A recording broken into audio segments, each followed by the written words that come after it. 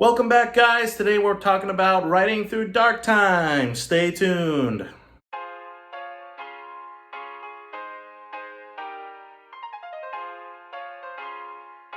Welcome back, writing community. I am Nick the Wordsmith, and this is Nick the Wordsmith.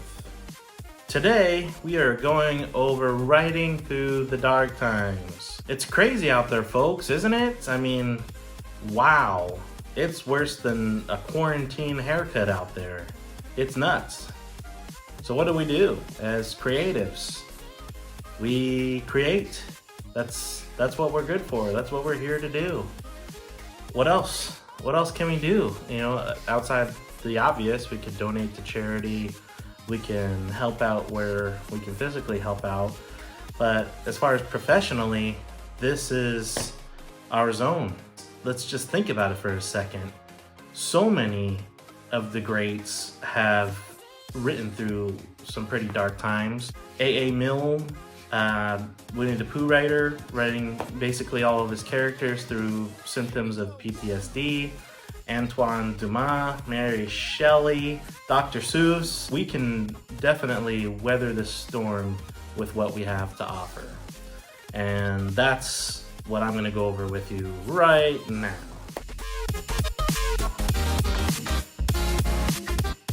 All right, so you wanna do something with your creativeness, but what are you gonna do? This is a writing channel, so we're kind of going into the writing side of this. I mean, obviously, if you're a painter, you could probably paint a mural or do something along those lines. But what I know, and I feel comfortable about speaking on behalf of, is writing. You got to think, how do I play into all this? What's my personal stake and struggle with everything that's going on? Or, you know, the people that are in my circles, your family, your friends, what's everybody experiencing that you can put a personal touch on? Where do you come from? What about your upbringing?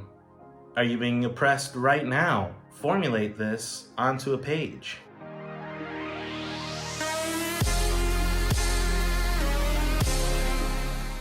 And you know, that's great. We can formulate it on a page, but where do we begin with that? Well, you have the inspiration. That's kind of what I was just going into. But look at the obvious first, if you're stuck. What exactly is happening?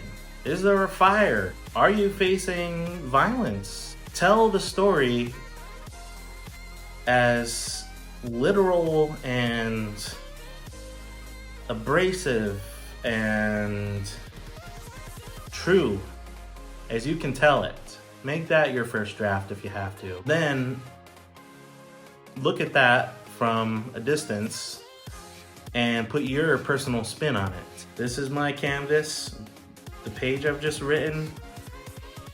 Now, how can I make this more me? What you also need to do is, you know, really just give in, just believe that you can do this. You know what's weird is, on my social media at least, people seem to notice when I'm writing something close to what's going on. I think the basis of this is because they can all connect to it. You know, I write it that way. Take it head on. Say, I can write this. You don't have a deadline right now. I mean, you might want to hurry it up if it's something specific date-wise. I mean, everything's been going on for months right now if you're writing about the virus per se. So you probably have some time to do some fact checking and things like that, and you can apply that to whatever you're putting down right now. Also, you know, look to your supporters, man. Maybe not your professional supporters.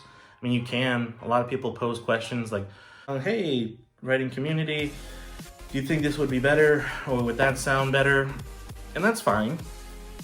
No shame in that. But personally, I think that the ones that are closer to you, when it comes to things that are, you know, might be set in stone, They might be a little more cautious, which you may decide to go with, but you know, at least they can point something out to you that you might have missed. It only adds to your art. All right, I'm gonna leave you guys with one last thing for how to write during the dark times. Put your emotions into this. After that first draft, if you haven't already, don't be afraid to say how this exactly has made you feel. You've talked about what happened, but what is the actual internal, mental, physical struggle that's all behind this for you, that's compelling you to tell a story, to write something compelling, or just something that'll make somebody else feel better, or, you know, put something right on its head for everybody to see. The feels, right? But not just anybody's, yours. Think about any writer. Nothing that you have read that has been good has ever come from a place that is just blasé. There's a strong idea behind it and an emotional connection. Whatever that is up to you, but make sure you are not leaving that out, because you will be all the better for it. Hopefully everyone that reads it too. I want to thank you guys. Please stay safe. These are uncharted waters we're treading right now, and I can only hope that everybody makes it out okay and safe, no matter what you're going through right now.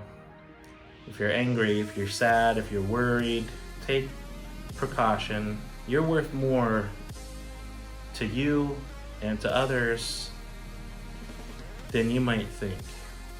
That's all I would say. I'm not going to push anybody in any direction.